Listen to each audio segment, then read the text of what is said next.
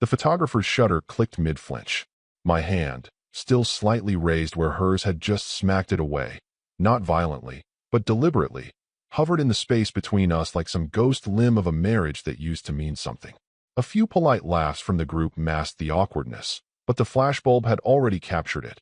My wife turning to the camera, radiant and composed, while I stood beside her, half cut from the frame, half rejected in real time. "Don't," she hissed through her teeth, smile still plastered on. "It makes me look unavailable." The words didn't land like a punch. No, they landed like a signature. A signature at the bottom of a contract I hadn't realized I'd already watched her write over the last 2 years.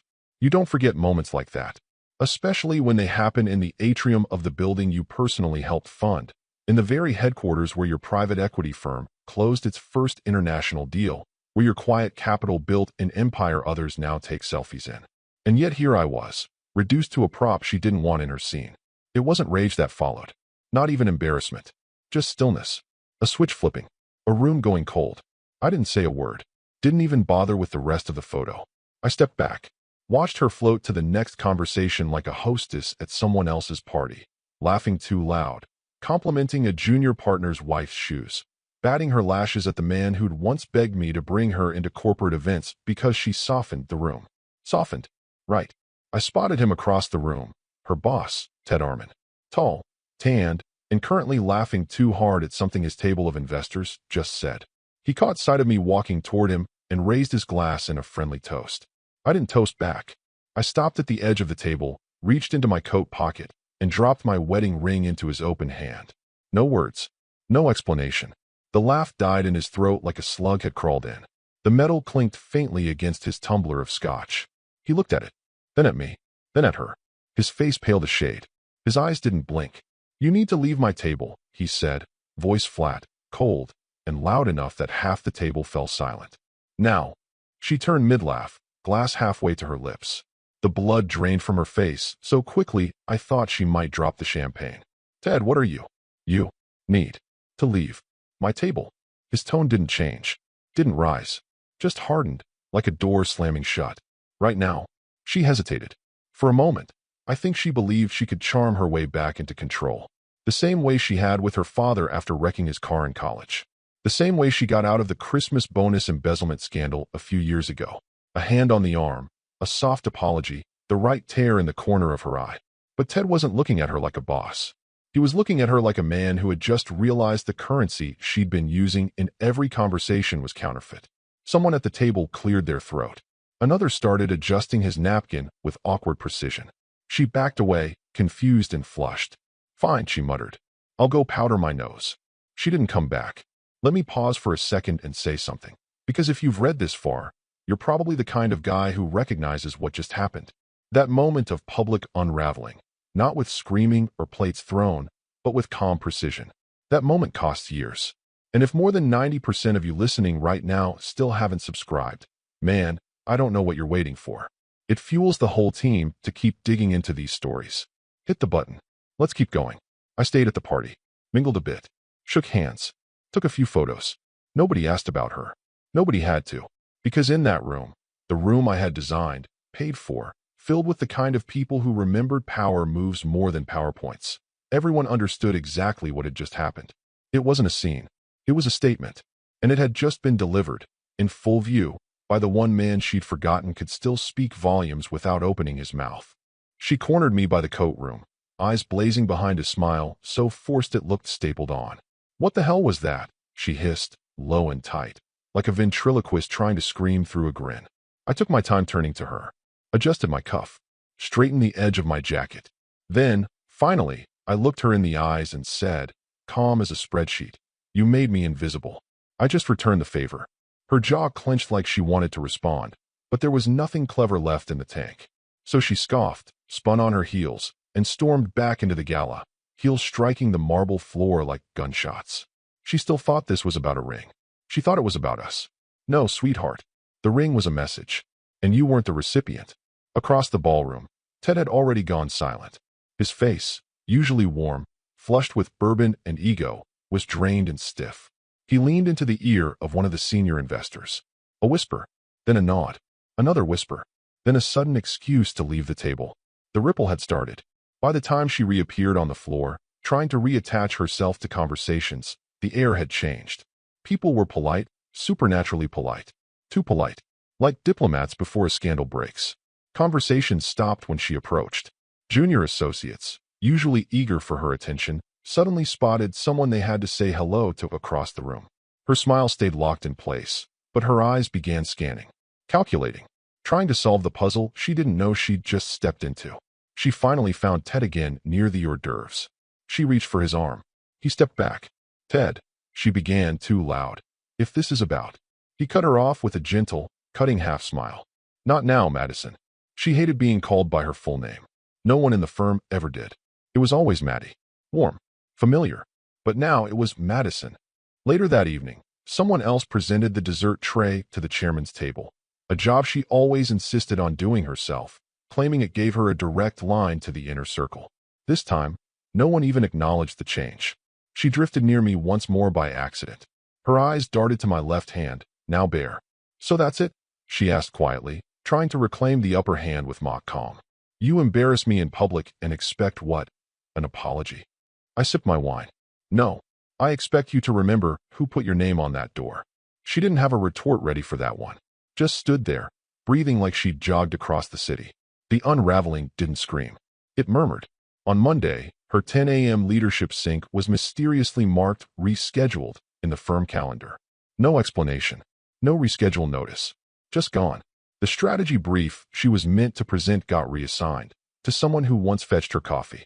Her boss's executive assistant suddenly started routing her calls to voicemail, and a preliminary audit of partner travel expenditures popped up in her inbox, courtesy of the internal audit team, which hadn't been active since the pandemic years. She blamed me, of course. That night, I came home to her pacing the kitchen in heels she hadn't yet kicked off, wine glass untouched on the counter. "You smug bastard," she said, no preamble. "You've been waiting to ambush me." "Ambush?" I echoed, tossing my keys into the bowl by the door. "Madison, you've been tripping over red flags for months. I just stopped catching you." She scoffed. "You really think this makes you look strong? You think your little gesture tonight— what? Made Ted your buddy? You think he'll side with you?" I shrugged. Who said it was a little gesture? That one landed somewhere behind her ribs. She stopped pacing. The truth was, she still thought the dominoes had started falling at that party, that the ring had caused something. But it hadn't. It confirmed something. For months, the whispers had already started.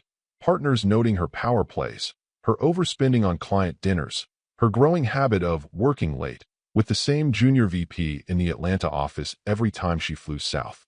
I'd let it go. I'd watched. I'd documented. And I'd said nothing. Until I said everything, with silence and metal and timing.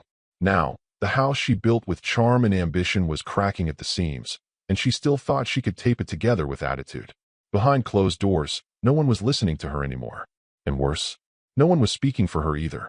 6 months earlier, in a private corner booth at Belgrave's, an old-money steakhouse tucked between the city's financial district and where secrets go to breathe, I sat across from Ted Arman, nursing a rye I didn't want and studying a man who thought he understood leverage.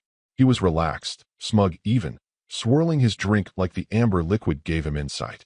He thought this was a meeting to charm me into backing a bloated acquisition he was championing, a media tech firm long on hype, short on substance. What he didn't know was that I wasn't there to hear a pitch. I was there to deliver a condition. "You know," he said, grinning like a man with all the cards, "your wife's got a gift. She knows how to work a room." I sipped. Didn't respond. She's got charm, polish. People listen when she talks. Hell, half the partners only started showing up to meetings because she was running them. Still, I said nothing. Just watched him. Finally, I leaned forward. "I've been developing a new instrument," I said, setting a leather folder between us. "Small cap industrial reinvestment. Quiet margins. No sizzle. Just long-term iron." His expression shifted. A slow blink. His hand reached for the folder instinctively, like muscle memory. He opened it, scanned the first page, then the second. His face sharpened. "These numbers. Projected returns, 2% variance over 5 years. 3 investor slots. 1 already committed. The second's yours. With a caveat." He paused, eyes narrowing. "Go on." I set my glass down, flat, deliberate. "You watch how she treats me. Not behind closed doors. In public. If she ever disrespects me in your presence, That's the moment you'll know she's a liability. Not to me. To you. He laughed. Too loudly. It was the laugh of a man who didn't believe the ground could shift under him. You serious? He chuckled, still flipping through the file. What is this, a marital loyalty test? No, I said flatly. It's an operational risk assessment. I'm giving you a trigger. That shut him up. I leaned back. You've been letting her take liberties because she makes you look good. That's fine for now. But when a person forgets the source of their power, they become dangerous. When that moment comes, and it will, you'll need to know you saw it with your own eyes. He closed the folder slowly, almost reverently. And if that moment doesn't come, I smiled, for the first time all evening, then you'll never need to cash in the fund. But between us, you won't be waiting long. And I was right. Because that moment, her moment, came in that atrium under the glass ceiling, in front of half the firm's future, when she slapped my hand away like I was a distraction from her spotlight. The look on Ted's face when the ring hit his palm wasn't confusion. It was recognition. A flash of memory, a steakhouse, a drink, a file folder, and a condition he never believed he'd see triggered. But now the trigger had been pulled. The ring wasn't about love. It wasn't a romantic gesture turned sour. It was a signal. Clean. Surgical. And the man holding it had no choice now but to act. Because he'd made the deal. And the ink had dried. In the days that followed, Ted didn't call me. He didn't need to. We'd already said everything. He began quietly closing doors around her. First, the project she had staked her reputation on, a pivot into high-growth fintech, was moved to another lead. No explanation. Just realignment of strategy. Then came the discretionary spending audits, launched under the guise of standard procedure, but aimed with surgical precision at her past 6 months of lavish travel and personalized gifting. I watched it all from the sidelines. No texts, no confrontations, just silence. Calculated. Efficient. She still didn't understand. She blamed it on internal politics. On Ted being paranoid. On my ego. But none of this was about ego. It was about architecture. And every piece had been placed months in advance, brick by brick, clause by clause, all leading to that single drop of metal into an open palm, a silent contract between men who understood consequences. And now it had begun. Not the war. That was already over. This was just the cleanup. She hit the glass doors of the office Monday morning like it was any other start to a power week. Heels clicking, tailored coat swinging, phone in hand as she rehearsed some quote she'd pulled from an overpriced leadership book. But when she swiped her badge, the familiar green flash didn't come. Just red. Twice. She paused, tried again. Another red blink. This one slower, more deliberate, like a judgment. Try again, ma'am, said one of the younger guards. He wasn't one of the usuals. The older guy with the mustache who always complimented her shoes, gone. Replaced. Just like that. She shot him a tight-lipped smile and handed over her badge. There must be a system glitch. He nodded, polite but detached. Of course. He walked off, then came back 2 minutes later, holding a white envelope. You've been asked to report to HR. They'll escort you up. Inside the envelope, one line. Status, temporary administrative review, access restricted. Report to floor 8. Her first thought? Lawsuit. Second thought? PR nightmare. Third? Me. But she still thought she had room to maneuver. The elevator ride up was the longest of her life. Not because of the silence, she was alone, but because of the stillness. No phone call. No email buzzing. No assistant running interference. When she stepped into the boardroom, the chairs were already full. Not waiting for her. No smiles. Just nods. Ted didn't speak. Neither did the chairman. It was the firm's general counsel who cleared his throat and gestured to the packet in front of her designated seat. Effective immediately, he began, not looking up. Project oversight for Falcon Bridge and the Clearwater roll-up has been reassigned to Doug Reeves. She blinked. I'm sorry, what? The internal compliance review has highlighted several ambiguities in expense routing and vendor procurement under your charge, he continued. As such, pending clarification, you'll be placed on a soft freeze. No public-facing duties, no media interactions, and limited platform visibility. She didn't sit. Didn't even touch the folder. This is a joke, she muttered. I run Falcon Bridge. Doug can't even spell EBITDA without help. Ted finally looked up. It's not about spelling. It's about risk containment. She turned to him, stunned. You think I'm a risk? He didn't answer. Not here. Not now.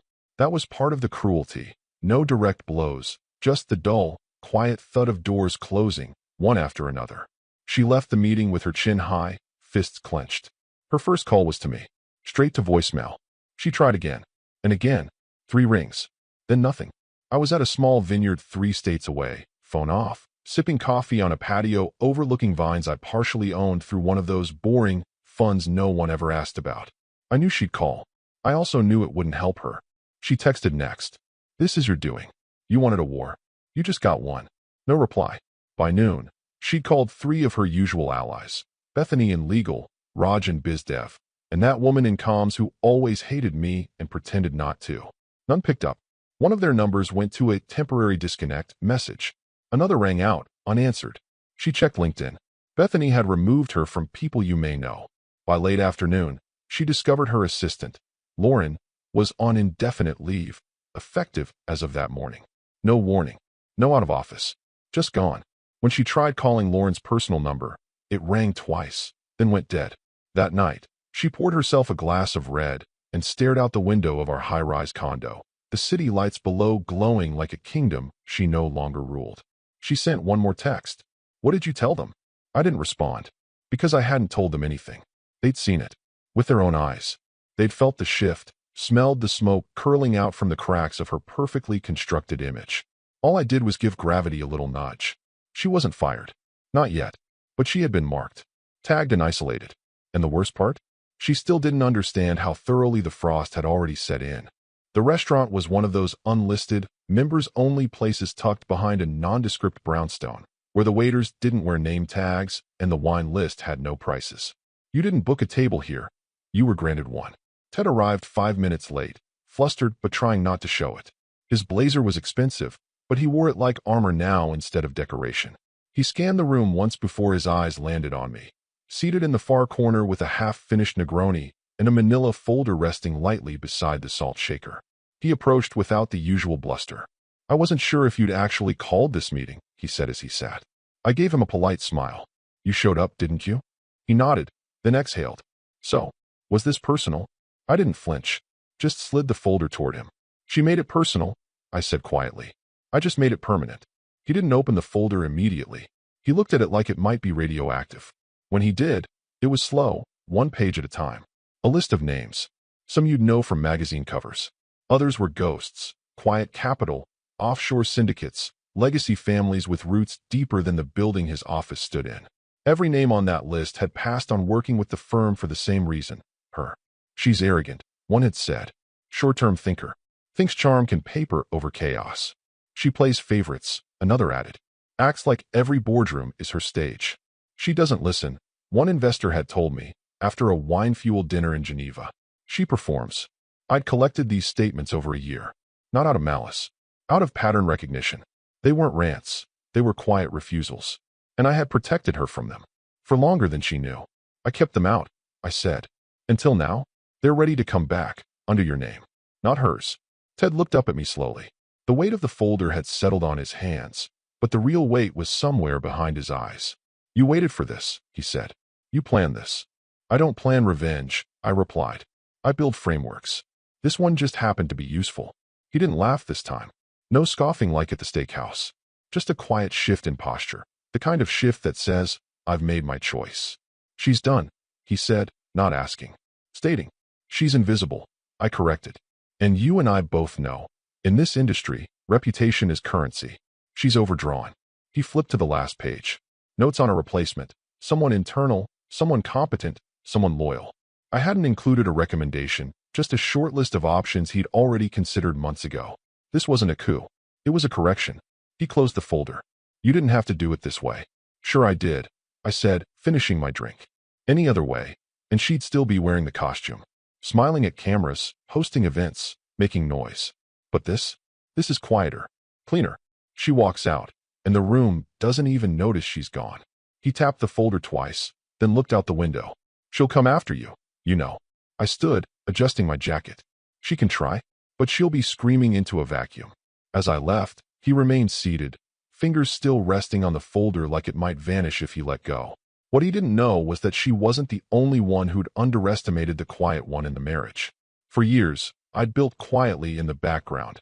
Acquisitions, silent partnerships, board seats that didn't require my nameplate, but let me vote anyway. I didn't want her spotlight. I wanted insulation. control without exposure. Now that insulation was his ladder. And she was the nail sticking out too far in a room full of hammers. By morning, the shift was visible. Internal memos no longer CC'd her name. The project decks she used to lead were marked under new ownership. Her lunch calendar, usually jammed, was mysteriously open. She noticed, of course, called it weird, then suspicious, then, inevitably, my fault. But no one responded this time, because they didn't need to pick a side anymore. The decision had already been made, quietly, over steak and silence, between men who understood that power isn't loud. It's a ledger, and hers was in the red. She thought she could spin it. The morning after the firm removed her from leadership duties, she released a carefully worded statement through her personal PR rep.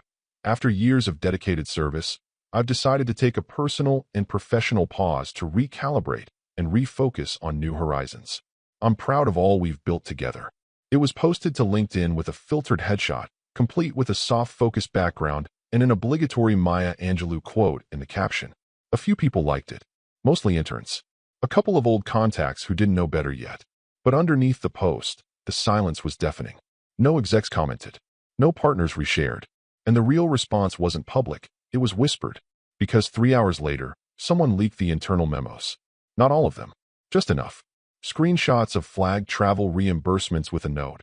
Unapproved companion added to itinerary. Receipts from boutique gift shops in Milan and Tokyo, with the recipients conveniently redacted, but anyone who'd ever worked with her could guess. An HR document surfaced, timestamped from 5 months ago. A complaint from a junior employee alleging inappropriate tone and retaliatory behavior following a disagreement over a client deliverable. That complaint had gone nowhere, until now. Suddenly, it was Exhibit A. The story hit 2 niche business blogs by noon, then trickled into one of those whisper-heavy Twitter accounts that covers tech and finance with a side of venom. Looks like someone's personal break came with luggage marked SEC audit pending. Her name began trending, just low enough to sting, just high enough to last. She went from being a dynamic force in the merger's space to a case study in what happens when arrogance outpaces accountability. She texted me that afternoon. You think this makes you look like a man? Ruining my name like this? I didn't respond, because I didn't have to leak anything. Those files were already on firm servers. The receipts had dates and signatures. The complaints were filed months before the gala. All I'd ever done was keep them from surfacing, until she made it personal. Now, the leash was off. She called Ted next. Tell me you're not behind this, she snapped. I'm not, he said truthfully. What does that even mean? It means I didn't create the problem, he said. I'm just no longer protecting it. Her voice cracked. You're gutting me. He didn't respond. That afternoon, an internal announcement went out from the chairman's office. It was 3 lines long. Effective immediately, Madison Porter will begin transitioning out of her role. We thank her for her past contributions and wish her the best in future endeavors. That was it. No champagne. No farewell lunch. Not even a damn bagel tray in the conference room. When she returned to the office to gather her things, her badge had already been disabled. Security let her in, watched her pack, and walked her back out without a word. The glass walls that had once framed her kingdom now felt like a terrarium. And she was the exotic specimen no one wanted to touch.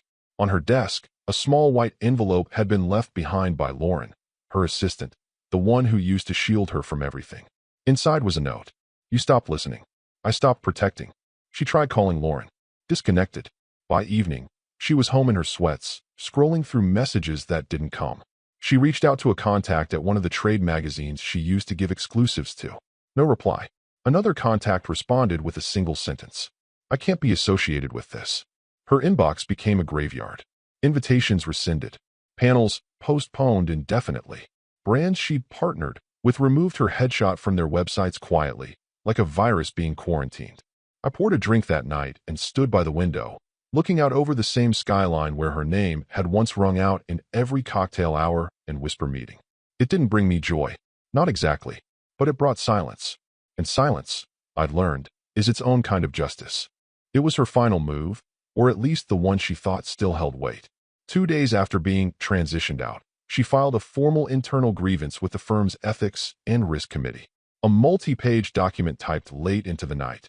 Accusations of retaliation, emotional sabotage, and a coordinated campaign to undermine her standing.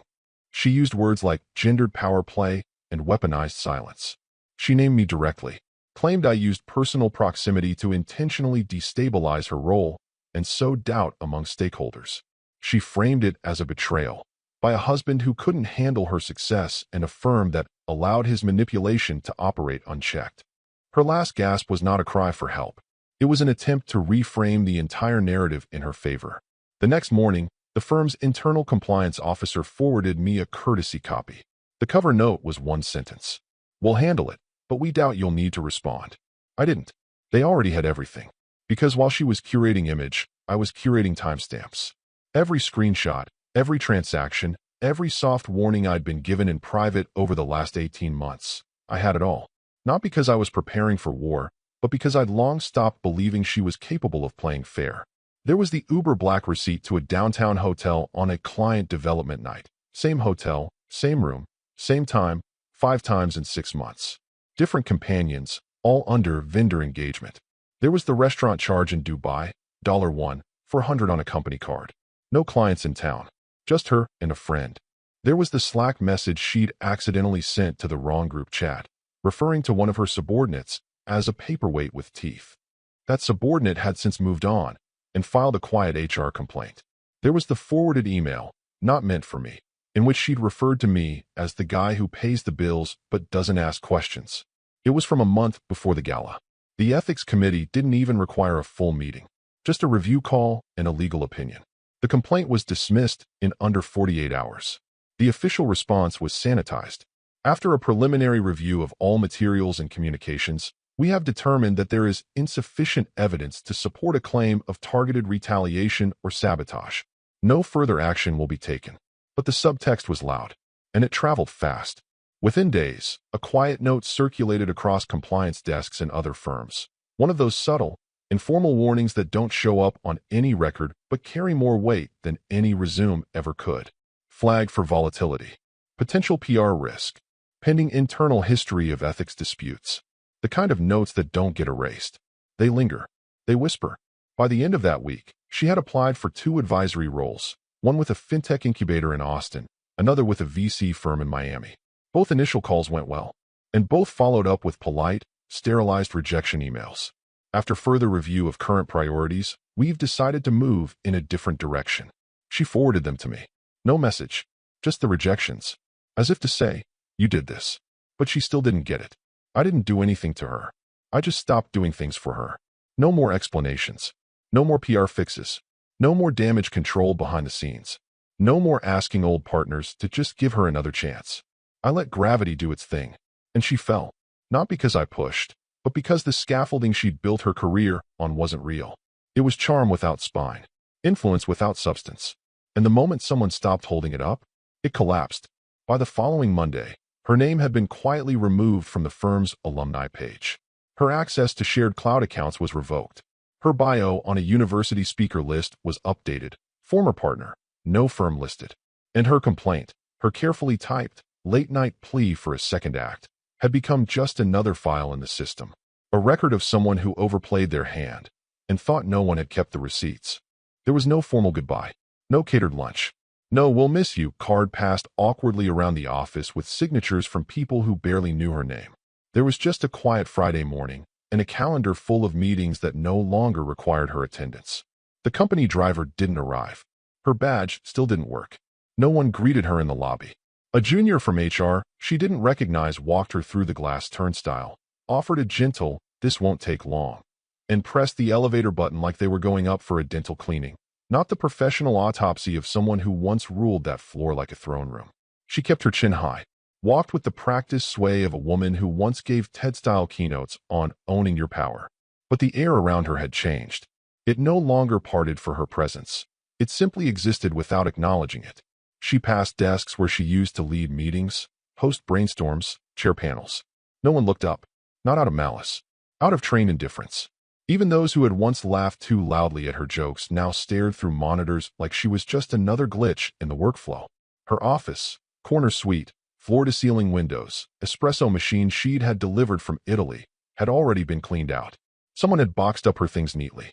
No dramatic shredding, no locks changed, just a quiet erasure. Her nameplate gone.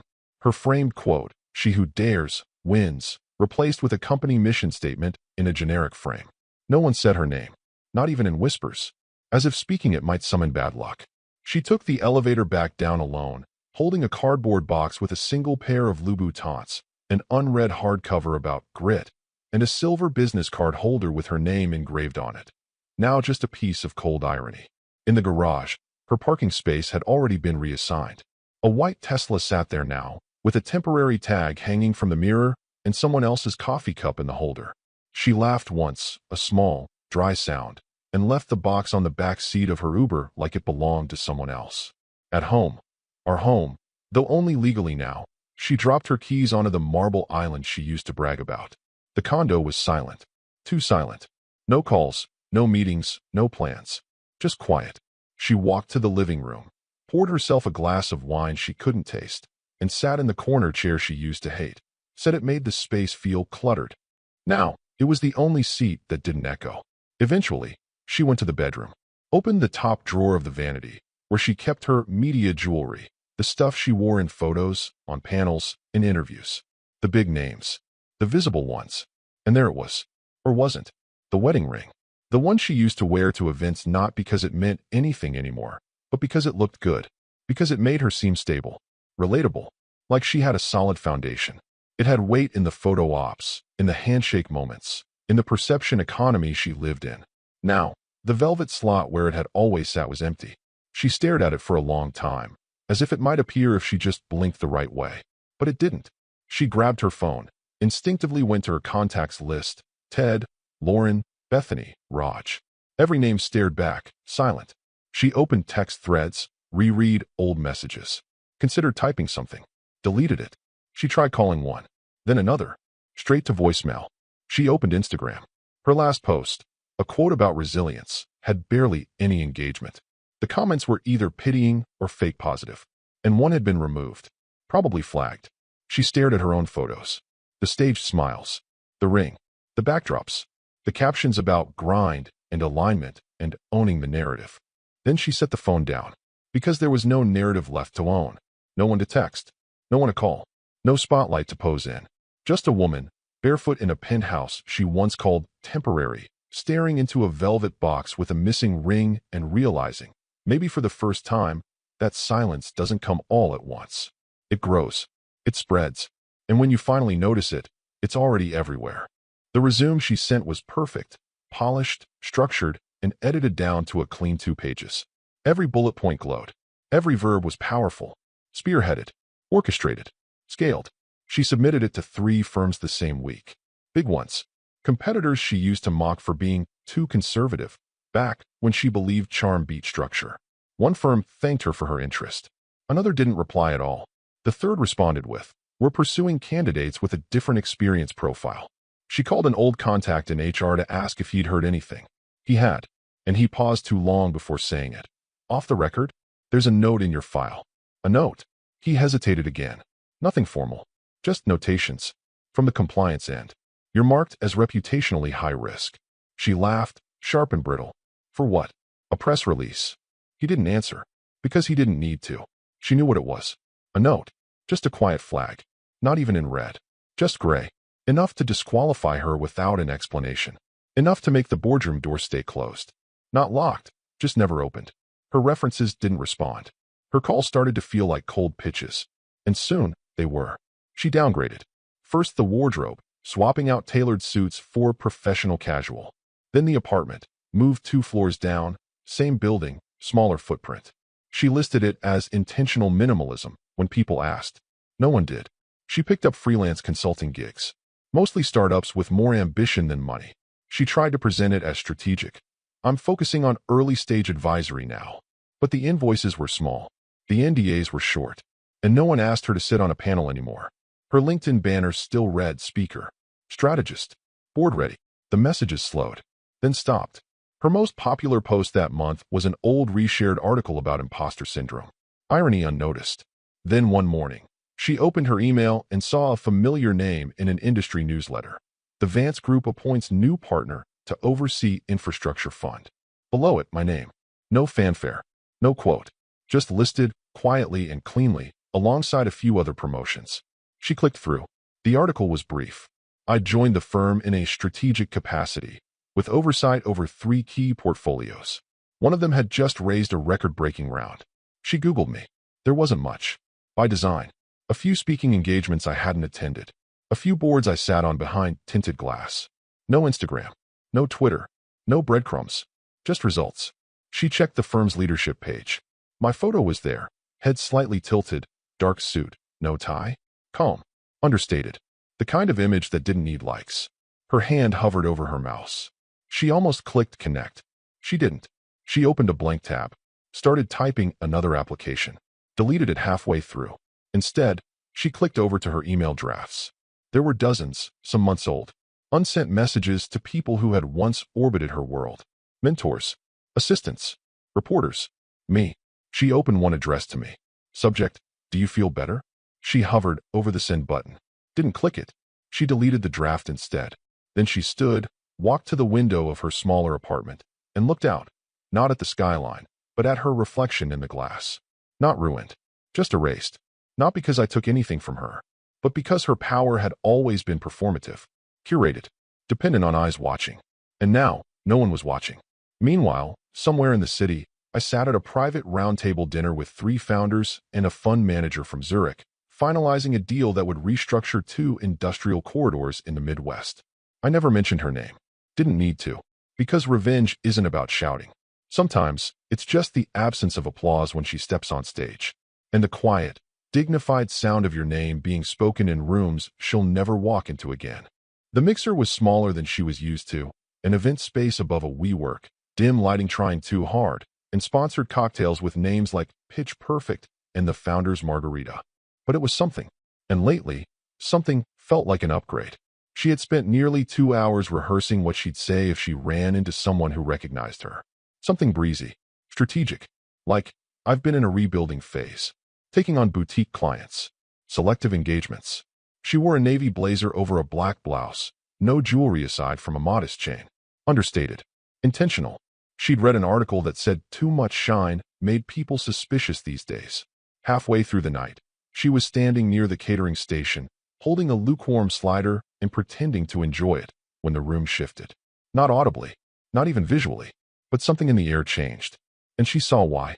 Across the room, near the bar, 2 men stood laughing. One of them was Ted, now the CEO of the largest infrastructure-focused fund on the East Coast. The other, standing next to him with a glass of scotch in one hand and a calm, easy smile, me. She froze mid-bite, hand trembling slightly as she lowered the plate. They weren't just talking. They were relaxed, comfortable, like old friends who'd finally started doing the real work they'd always wanted to do. The handshake between them lingered, the kind of shake that closes deals and reopens futures. Ted said something and laughed. I responded with a nod, a small smirk. Then, as if sensing the weight of a stare, I turned. I saw her. My expression didn't change. No smirk, no anger, no satisfaction, just a quiet, measured nod. And then I turned back to Ted. She didn't move for a long second. Then, gently, she placed her drink on a high-top table and left her plate untouched. She stepped backward through the crowd, no coat in hand, no goodbye. She walked out before dessert was served. She didn't wait to see who won the startup pitch competition. Didn't pass out any business cards. Didn't check to see if the selective engagements line worked on anyone. Back in her apartment, she dropped her keys onto the counter and kicked off her shoes with the grace of someone exhausted by pretending. She opened her laptop. 53 unread emails. One of them was a newsletter from a publication she used to be quoted in regularly. She used to have alerts set for when her name appeared in their SEO tags. She almost deleted it, but something about the subject line made her click. It was an interview. Ted had spoken at an investors summit earlier that week. A short article. Nothing flashy. But the closing quote hit harder than anything she had expected. Loyalty is everything. Some rings aren't worn, they're remembered. She stared at the screen. No attribution. No elaboration. Just the sentence. A single line that landed like a blade, quiet and precise. Because that was always the game, wasn't it? She thought the ring had been a gesture of defeat. It wasn't. It was a contract. A signal sent and received. Between men who didn't need to shout. Between people who understood that power lives in what you don't say, in the spaces between public moments, in the cold clarity of timing. She closed the laptop, not gently. It snapped shut with a little more force than intended. She stood in the kitchen, The hum of the refrigerator suddenly louder than the silence in her inbox. Outside, the city kept moving. Inside, she poured herself a glass of wine she didn't want, lit a candle that smelled like fig and smoke, and sat alone on a couch she once bought because it photographed well. And in that moment, there were no headlines, no phone calls, no redemption arc, just a quiet realization that some endings don't come with a bang. They come with a nod, and the sound of your name being spoken by people who don't even need to mention you anymore to win.